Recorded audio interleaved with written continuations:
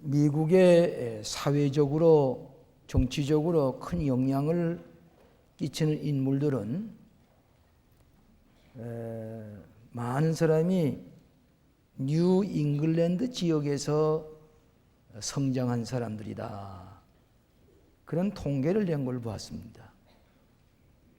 왜 그러냐고 알아봤더니 이 뉴 잉글랜드 지역에 있는 사람들의 구호가 무슨 구호인가 여러분 잘 아시는 대로 소년이여 큰 뜻을 품으시오. Boys be ambitious. 그런 구호라고 합니다. 어렸을 때부터 소년이여 큰 뜻을 품으시오 하는 그런 구호를 들으면서 자라올 뿐만 아니라 혹이 청년들이 실수하거나 잘못하게 되면은 무슨 그 사람의 잘못을 책망하는 것이 아니라 그에게 Boys be ambitious.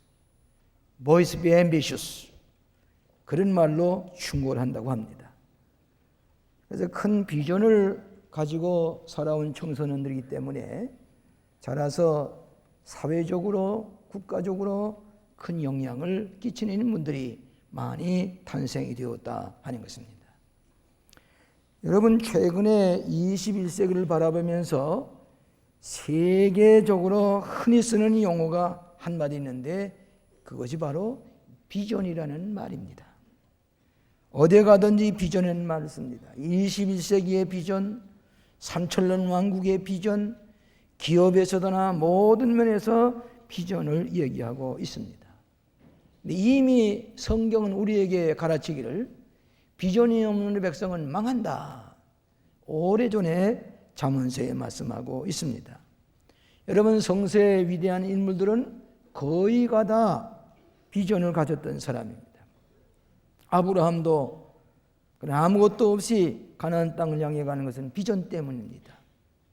야곱이 비전을 가졌습니다. 요셉이 비전을 가졌습니다. 모세가 비전의 사람이었습니다. 다니엘이 비전의 사람이었습니다. 성서는 우리에게 비전을 가지고 살아가도록 우리에게 여러 가지 모양으로 말씀하고 계십니다.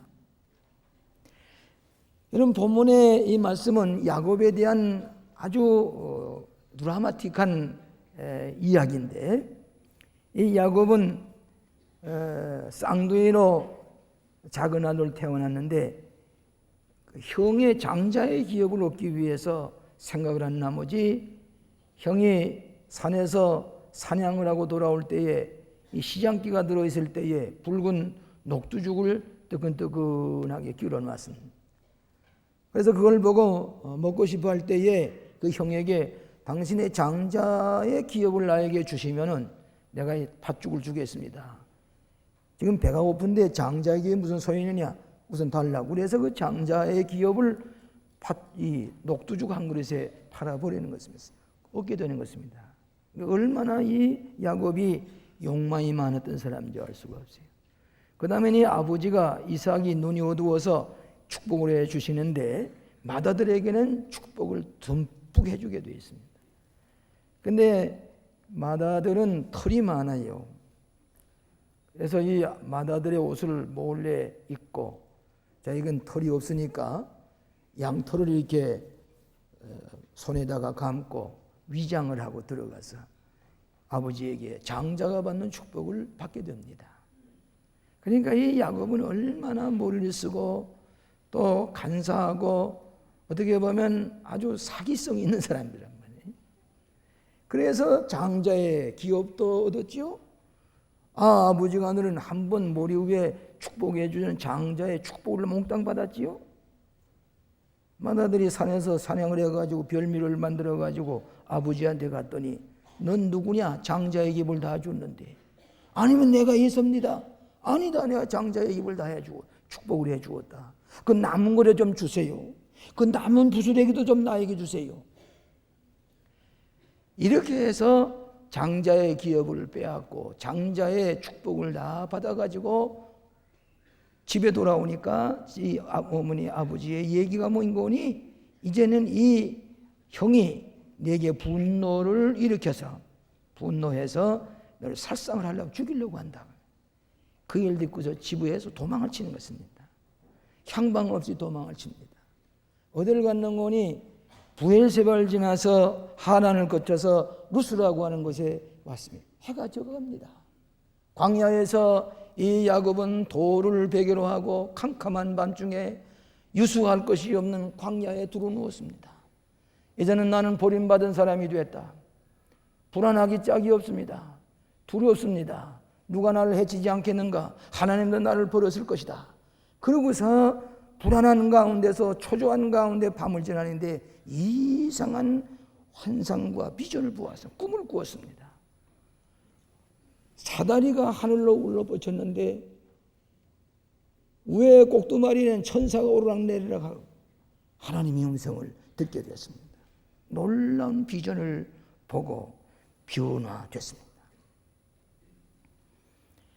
위대한 지도자는, 성공의 사람은, 큰 일하는 사람들은 비전을 가진 사람입니다. 비전이 없는 사람은 지도자가 될 수가 없고 성공하기도 어렵습니다. 아인슈타인은 얘기를 하기를 지성보다 중요한 것은 꿈이다 그랬습니다. 지성보다도 비전이 있어야 되고 꿈이 있어야 된다고 하는 것을 과학자가 얘기를 했습니다. 요즘 우리가 어쩌면 야곱이 저 들판에 밤중에 돌베개를 베고 자는 것 같은 이 민족의 고통, 기업주들의 고통, 직장들의 고통, 불안과 초조와 두려움, 오늘과 내일이 어떻게 될 것인가? 이런 불안 가운데 절벽하게 절벽 앞에 서 있는 것 같은 우리들에게 오늘 야곱이 주는 교훈은 우리가 매우 중요한 우리에게 주시는 은처인 줄로 믿고 저는 이 말씀을 같이 생각하면서 은혜를 나누고자 합니다. 첫째로는 한밤중에 새로운 비전을 보라고 하는 것입니다. 한밤중에 광야에서 우리는 비전을 보아야 합니다. 여러분, 야곱은 욕심이 많은 사람입니다. 인간의 수단과 방법으로 최선을 다했습니다. 장자의 기업도 누렸습니다. 장자의 축복도 받았습니다. 그러나 이제는 집을 뛰쳐나와 도망가는 신세요, 하나의 나그네 신세로 광야에 쓰러져서 누워서 돌베개를 베고 자는 이 야곱에게 이제는 하나님께 버림을 받고 집에서도 소외당하고 현실과 미래가 암담한 소망이 없어 보이는 야곱에게 밤중에 이상한 비전이 보여주었습니다. 꿈을 꾸었습니다. 사다리가 땅 위에서 울려뻗쳤습니다. 꼭대기에 천사들이 오르락 내려갔습니다. 이상한 비전을 보았습니다. 야곱은 이 비전이라고 하는 것이 7번 하나님을 만나는 비전과 하나님을 만나는 특별한 체험이 있었는 이것이 첫 번째 비전입니다. 하나님을 만나는 베델의 위대한 비전입니다. 하나님께서는 때때로 우리에게 위급할 때에 인간의 한계 상황에 부닥치고 어찌하면 좋을지 알 수가 없을 때에 하나님께서는 때때로 우리에게 이상한 비전을 보여주십니다. 이사야가 우시아 왕이 죽었을 때에 이 나라가 장차가 어떻게 될 것인가 불안한 가운데 있을 때에 여호와의 전에 가서 기도할 때 수라불 사이에 나타나신 여호와 하나님을 배웠고 나는 입술이 부정한 백성 가운데 삽니다. 숯불로 입술에 죄를 찢어버리는 체험을 하고 누가 우리를 갖고 갈 때 내가 여기 싸우는 나를 보내주셔서 소명을 얻게 됩니다. 욥이 고통 중에 있을 때 하나님의 비전을 보고 욥은 하나님 앞에 회개하고 고백을 합니다. 다니엘이 저 이방 나라에 포로가 되어가 있을 때에 하나님 앞에 기도하다가 환상을 보고 하나님에게 간절히 기도하는 결단을 하게 됩니다. 사도 요한이 반모섬에 가서 유형을 가도 있을 때에 유량생활하게 될 때에 그는 부활하신 예수님을 만나고 많은 위로를 받고 이 예수님이 오늘도 우리와 같이 살아계시다고 하는 것을 요한계시록을 통해서 우리에게 가르쳐주고 있습니다. 저 버벌판 광야, 캄캄한 밤중 따뜻한 이 돌벽에 아무도 돌보지 않는 고독한 야곱, 여기에 하늘로부터 놀라운 비전, 사다리가 저 하늘로 솟아올라가 있는 놀라운 비전을 보았습니다. 때로는 때또 하나님께서 우리에게 좌절과 시리와 절망과 고독에 쌓였을 때 하나님께서는 새로운 비전을 보여주시면서 우리에게 새로운 관계성을 맺고 우리와 새로운 교통을 하기 원하시는 하나님의 놀라운 비전을 우리에게 보여주시는 것입니다. 우리는 땅만 내다보고 절망하고 좌절할 것이 아니라 위를 바라야 됩니다. 위를 바라보는 걸 가리켜서 헬란말로 안트로포스, 인간이란 말입니다. 인간이란 말은 헬란말로 looking up, 위를 바라본다는 말입니다. 우리 주변에 꽉 막힌 절벽과 같은 이런 한계 상황을 보는 게 아니라 고개를 번쩍 들고 위를 바라보게 될 때에 사다리가 하늘로 울려 뻗치는 놀라운 사건을 볼 수가 있었던 것입니다. 새로운 비전을 가져야 된다는 얘기입니다. 여러분, 오늘날 많은 사람들이 뭐라고 하는 거니 우리나라 기업체라든지 정부라든지 이 나라 지도자들이 미래에 대한 비전만 있었다면 오늘 이렇게 되지 않았을 것이다. 2년 미래를 내다볼 수 있는 비전만 있었다면 벌써 결단했으면 우리가 이런 어려움을 당하지 않을 것이다. 비전이 없었다고 하는 것입니다. 지도자가 비전이 없었고 대기업을 하는 사람이 비전이 없었고 결단이 없었기 때문에 오늘 여기 이런 어려움을 당하고 있지 않느냐. 여러분, 비전은 미래를 바라보는, 남이 보지 못하는 것 보는 것입니다. 지도자는 남이 보지 못하는 것을 볼 줄 알아야 됩니다. 2년 후에, 3년 후에, 5년 후에, 지금부터 5년 후에 어떤 일이 일어날 것을 보는 비전의 사람이 성공을 할 수가 있고 많은 사람들을 가나안 복지로 인도할 수가 있는 것입니다. 저는 이번에 아프리카를 다녀보니까 아프리카의 저 케냐라든지 저 무슨 짐바브웨라든지 공항이 다 깨끗하고 좋아요. 제일 아주 미개하고 뒤떨어진 공항이 하나 있었는데 그것은 거니 에집트의 카이로입니다. 카이로는 아주도 원시적입니다. 얼마나 복잡한지 도무지 어떻게 몸둘 곳을 많지 아주 뒤떨어진 아주 후진 국가의 공항을 볼 수가 있었습니다. 여러분, 3,500년, 4,000년 전에는 에집트의 문화가 세계를 지배했습니다. 에집트의 문화가 오늘도 우리에게 많은 교훈을 주고 있습니다. 근데 오늘날의 에집트 사람들은 에집트의 유명한 피라미드를 보고 이런 모든 문화를 자랑할지 모르지만 그들에게 비전이 없기 때문에 그 피라미드만 팔아먹고 삽니다. 관광객들만 팔아먹고 삽니다. 그것도 사람이 지나가면 쏴버립니다. 비전이 없는 백성이기 때문에 뒤떨어진 나라가 되는 것을 보게 됩니다. 비전이 없기 때문입니다. 두 번째는 비전이 있는 사람은 확고한 신념이 있습니다. 이루어질 줄로 믿고 확신을 가지고 살아가는 것입니다. 세 번째로는 비전이 있는 사람은 기회를 포착할 줄 압니다. 비전을 가진 사람은 우리에게 기회가 닥칠 때 이것은 우리를 위한 기회인 줄 알고 포착을 합니다. 여러분, 우리 강림교회는 88년에 앞으로 이 나라의 모든 복지사회가 이제 노인들을 위한 복지 문제가 될 텐데 교회가 참여해야 되겠다고 해서 88년에 이미 우리는 양농을 지어놓았습니다. 250명이 들어갈 수 있는 양농을 지어놨습니다. 왜 그런 거니? 비전을 가지고 있기 때문에 그 양농원을 지어놓고 기다릴 때에 국가가 하지 못하는 걸 했습니다. 기회를 포착을 했습니다. 여러분, 서울대학교 안에 교회를 세우는 것도 선교의 비전을 가지고 있을 때에 기회가 왔을 때 우리가 하겠습니다 하는 것입니다. 세계에 대한 비전을 가지고 있기 때문에 모스크바의 교회를 세우고 에스토니아의 교회를 세우는 것은 우리의 비전이 있기 때문에 기회를 포착하는 것입니다. 비전이 없는 사람은 기회를 잃어버리는 것입니다. 오늘 사랑하시는 여러분, 이 기회를 바라보면서 포착을 하면서 열심히 노력합니다. 야곱은 간사했습니다. 야곱은 도덕적으로 잘못된 사람이었습니다만은 그는 하나님 앞에서 열심히 노력했습니다. 참고 힘써서 목적을 이루기 위해서 놀라운 노력을 한 사람입니다. 그렇기 때문에 성취했습니다. 사랑하시는 여러분, 우리는 비전을 보아야 합니다. 우리는 인간의 모든 지도자들, 우리의 모든 기업들, 경제계가 오늘 이렇게 우리에게 이런 무거운 짐을 가져다 줄 줄 몰랐습니다. 우리 자신이 비전을 가지고 나가야 됩니다. 새로운 우리들의 나의 개척기를 찾아내야 됩니다. 사다리를 보아야 됩니다. 천사들의 모습을 봐야 됩니다. 새로운 결단, 새로운 비전, 새로운 이해, 새로운 변화가 일어나야만이 우리가 이 어려움을 타개해 나갈 수가 있게 되는 것입니다. 경제의 위기를 해석하는 사람들의 얘기를 들어보면은 무슨 얘기하는 기본이 잘못됐다는 것입니다. 기본의 틀을 바로 짜야 된다는 얘기입니다. 기본이 잘못됐다는 얘기입니다. 기본이 잘못됐기 때문에 얼마 동안은 잘 되는 것 같지만 기초가 무너지면서 흔들어지면서 기초가 흔들리고 무너지기 때문에 기초를 다시 짜라.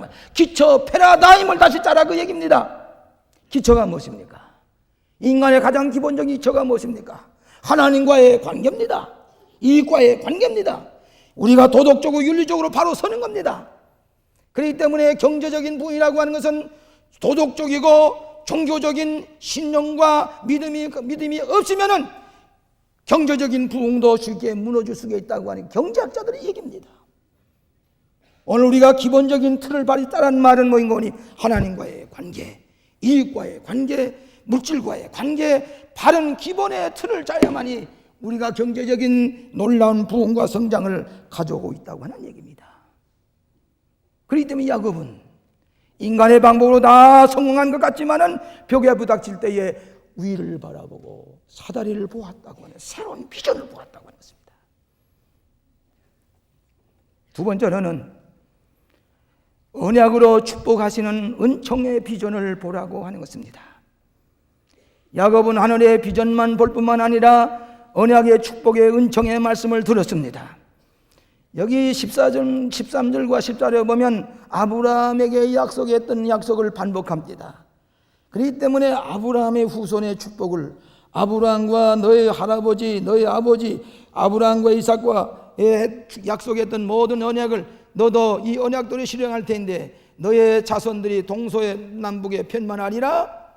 너 모든 민족이 너 때문에 복을 받으리라. 아브라함의 어떤 축복을 리마인드 시키는 겁니다. reassurance, 새롭게 확신을 시킵니다. 그리고 나서 여기 보면 15절에 이렇게 말씀하고 있습니다. 여러분 15절을 자세히 보시기 바랍니다. 내가 너와 함께 있어 내가 어디로 가든지 너를 지키며 너를 이끌어 이 땅으로 돌아오게 할지라. 내가 네게 허락하는 것을 다 이루기까지 너를 떠나지 아니하리라 하신지라. 다 같이 함께 읽겠습니다. 15절 다 같이 여러분에게 주시는 말씀으로 알고 함께 읽겠습니다. 내가 너와 함께 있어 내가 어디로 가든지 너를 지키며 너를 이끌어 이 땅으로 돌아오게 할지라. 내가 네게 허락하는 것을 다 이루기까지 너를 떠나지 아니하리라 하신지라. 야곱에게 약속하신 것 사다리만 보여줄 뿐만 아니라 내가 너를 지키리라. 내가 너를 떠나지 아니하리라. 내가 너를 돌아오게 하리라. 다시 회복시키리라. 야곱은 전혀 준비가 없었습니다. 야곱은 도덕적으로 방랑한 타락자였습니다. 형을 속였습니다. 아버지를 속였습니다. 하나님도 버르신 줄 알았는데 야곱이 하나님 앞에 돌베개를 베고 자다가 내가 너를 지키리라. 내가 너를 떠나지 아니하리라. 내가 너를 돌아오게 할 때까지 너를 버리지 아니하리라. 하나님께서는 뜻밖의 야곱에게 언약의 말씀입니다. 이것이 은혜라고 하는 것입니다. 우리는 공로가 없습니다. 이런 약속을 선약을 받기에 하나님의 언약을 받기에 자격이 없습니다. 준비된 것도 없습니다. 공로도 없습니다. 그럼에도 불구하고 야곱이 도망치고 부도덕하고 거짓말쟁이고 했지만은 거기 하나님께 다시 말씀하시기를 내가 너를 지키리라. 나는 너를 내가 돌아올 때까지 너와 함께 하리라. 하나님께서 보호하시고 인도하시고 위로하시고 회복하시는 약속을 이 야곱 개인에게 하신 것입니다. 이것이 31장, 42장, 32장까지 있는 말씀 가운데 이 약속이 그대로 실현이 되는 것입니다. 사랑하시는 여러분, 오늘 하나님의 언약의 말씀을 믿는 길밖에 없습니다. 놀만 핀센빌 목사님이 이 지구상에서 제일 만족하게 사는 사람이 어느 사람이냐고 알아봤더니 저 말리 섬에 있는 사람들이 제일 행복하게 만족하게 산다는 얘기를 듣고 놀만 핀셀필 박사가 말리 섬에 갔습니다. 일주일 동안 머물면서 이 말리 섬에 있는 사람들이 왜 행복해하느냐 하는 것을 인터뷰를 하게 되었습니다. 인터뷰하는 가운데 5가지를 얘기하는데, 첫째로는 우리가 가진 것이 없습니다. 그래서 가진 것이 없으니까 또 가지려고도 생각하지 않으니 행복합니다. 두 번째로는 우리는 단순하게 삽니다. 복잡하게 살지 않습니다. 여러분, 우리가 한 40-50년 전만 해도 15가지, 16가지만 있으면은 우리가 다 만족하게 살았는데, 지금은 한 80여 가지가 있어야 만족합니다. 그러니까 80여 가지를 보니까 스트레스를 받으면 남은 저걸 가지고 있는데 나는 없거든요. 나는 이런데 왜 저런 나는 없나? 그런 것 때문에 스트레스를 받아가지고 불안하고 경쟁심 때문에 아주 갖가지 불안한 마음으로 지나게 되는 것입니다. 그런데 이 말리섬 사람은 심플리시티, 단순하게 지납니다. 없어도 좋습니다. 세 번째는 우리는 서로 좋아합니다. 화목하게 지납니다. 서로 사랑합니다. 네 번째는 우리는 먹을 것이 충분합니다. 먹을 것은 마시면 됩니다. 다섯 번째는 우리는 이 아름다운 섬에 살고 있습니다. 이 아름다운 섬에 살고 있습니다. 만족합니다. 감사합니다. 놀만 빈센틸 박사가 말리 섬에 살고 있는 사람들의 이 만족한 내용을 보고, 여기에도 이 사람들의 감사할 조건이 여기 있었구나. 오늘 우리 가만 생각해 보면 감사할 너무 많아요. 말리 섬보다도 더 우리는 모든 것 가지고 있어요. 행복해요. 감사합니다. 우리는 지나치게 지금 거품으로 감사할 줄 모르고 거품 때문에 염려하고 있지 않느냐 그 말이에요.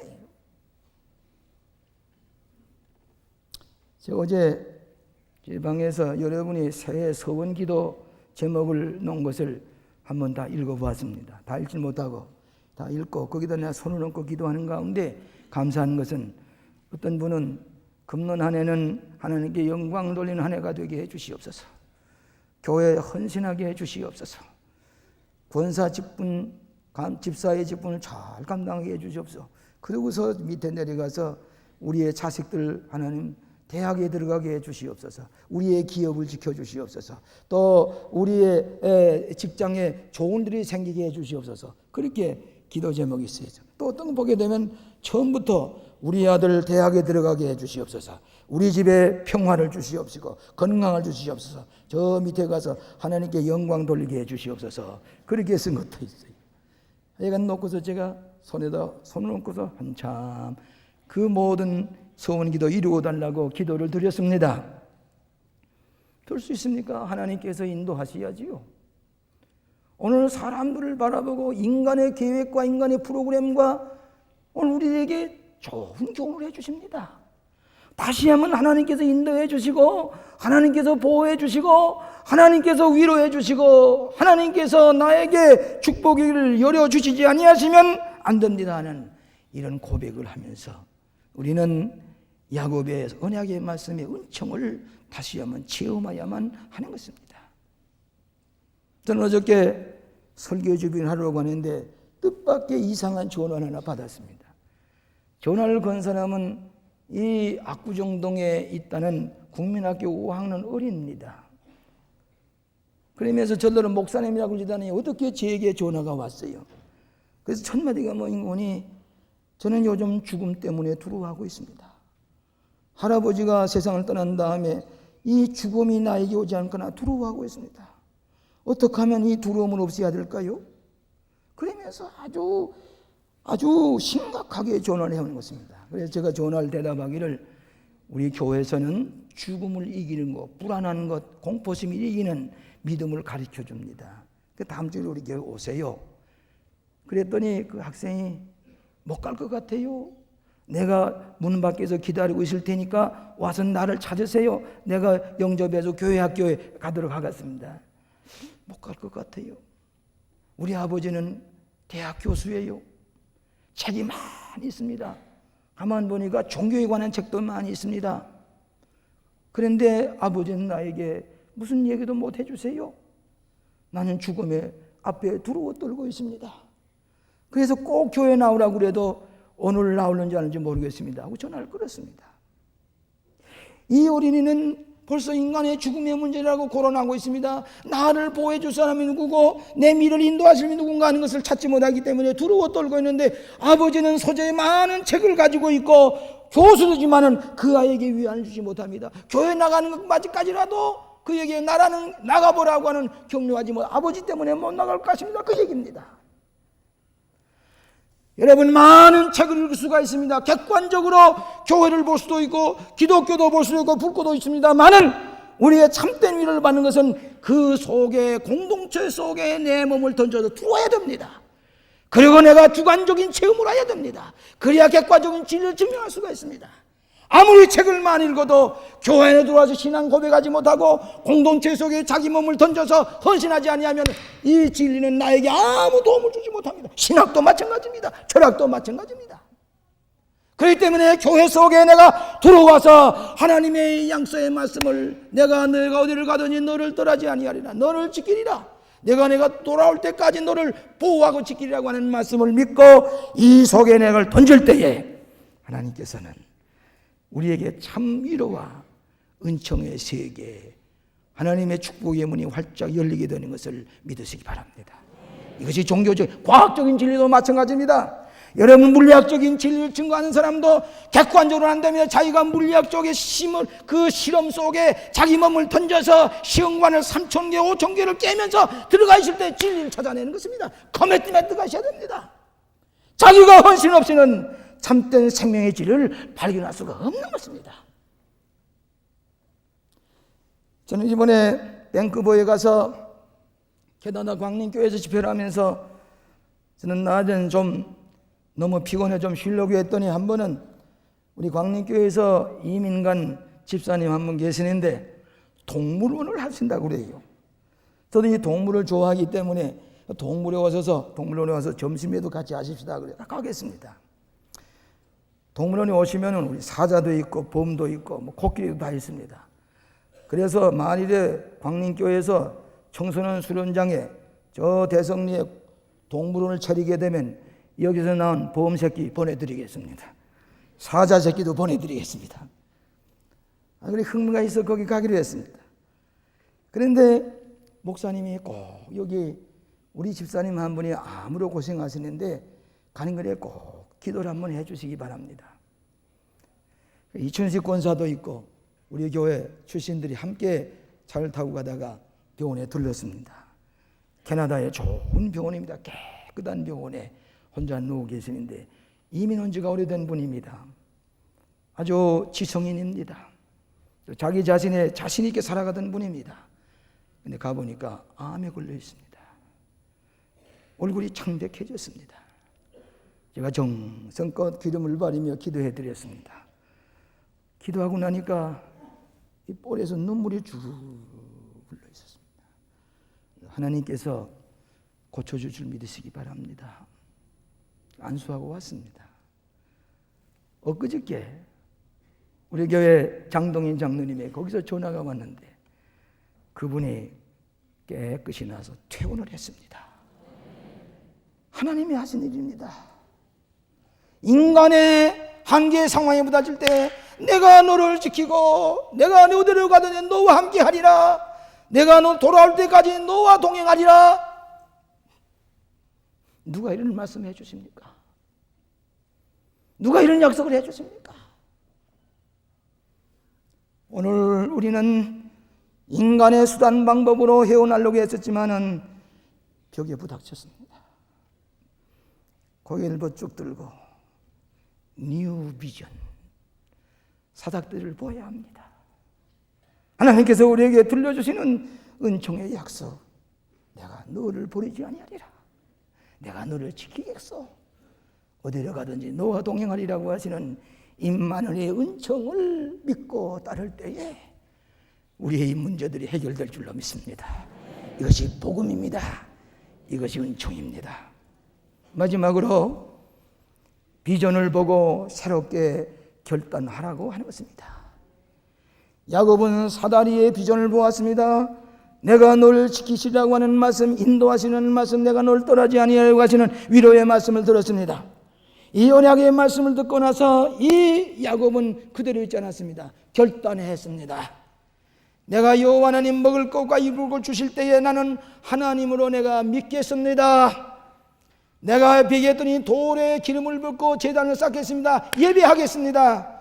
그리고 나에게 수입이 되는 것 11조를 드리겠습니다. 결단을 했습니다. 결단해야 됩니다. 신앙은 바로 결단입니다. 요즘 이 모든 IMF 문제 때문에 강의하는 데를 제가 가만히 들어보면 무슨 얘기인 거니? 결단을 하셔야 됐다는 얘기입니다. 2년 전에 결단하시면은 이 어려움을 당하지 않을 것이라고 했습니다. 3년 전에 결단했으면은 결단을 하지 못하기 때문입니다. 일생 동안 실패하는 사람은 결단이 없기 때문에, 결단의 용기가 없기 때문입니다. 우리는 결단해야 됩니다. 버릴 것을 버려야 됩니다. 자를 것을 자르야 됩니다. 할 것을 바로 할 줄 알아야 됩니다. 그래야 성공하는 것입니다. 나라도 마찬가지고, 가정도 마찬가지고, 기업도 마찬가지입니다. 그렇기 때문에 야곱은 하나님 믿습니다. 예배 드리겠습니다. 예배에 성공하는 사람이 성공하는 사람입니다. 예배의 관계가 바로 돼야 됩니다. 내가 11절 드리겠습니다. 헌신하겠습니다. 오늘 사랑하신 여러분, 우리는 지금은 결단할 때입니다. 우리 개인에도 결단해야 됩니다. 오늘 얼마 전에 노사정 문제가 뭡니까? 결단을 하지 못하기 때문에 빨리 결단해야 되네. 결단이 늦어집니다. 국회에서도 결단이 늦어집니다. 벌써 저 무슨 기아 사태가 벌어졌을 때에 한보 사태가 그때 결단하시면은 이거 안 되실 것이라 그 얘기입니다. 결단이 늦어졌다 그 얘기입니다. 결단의 용기를 가진 것이 신앙의 힘입니다. 야곱은 하나님 믿겠습니다. 예배 드리겠습니다. 11절 드리겠습니다.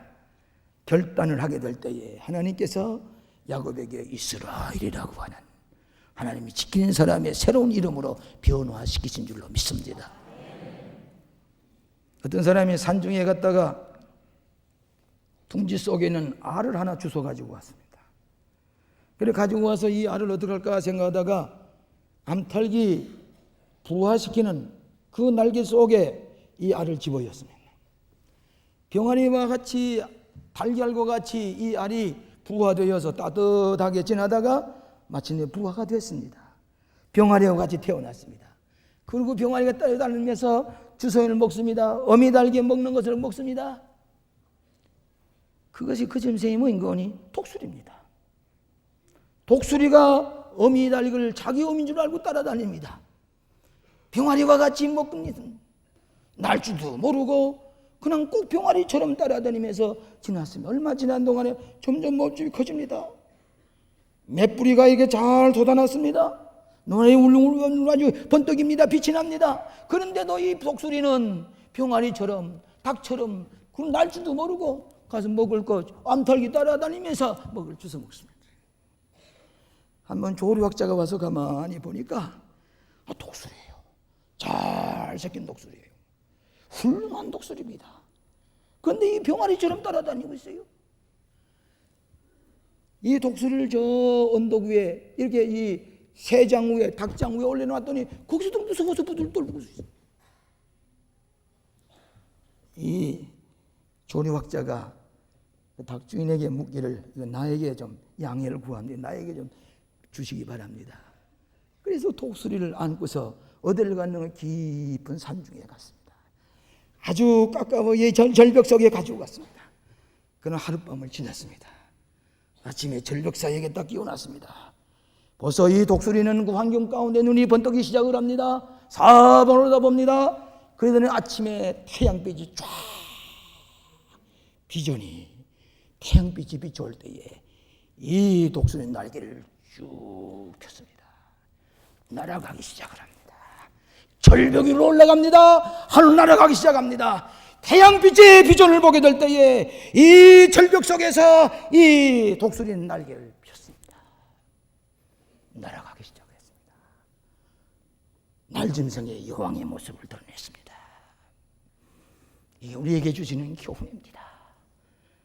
우리 언제까지나 땅에서 병아리처럼 먹이만 주워 먹고 다니는 게 아니라 우리는 하나님께 주시는 새로운 가능성을 날개를 펴야 합니다.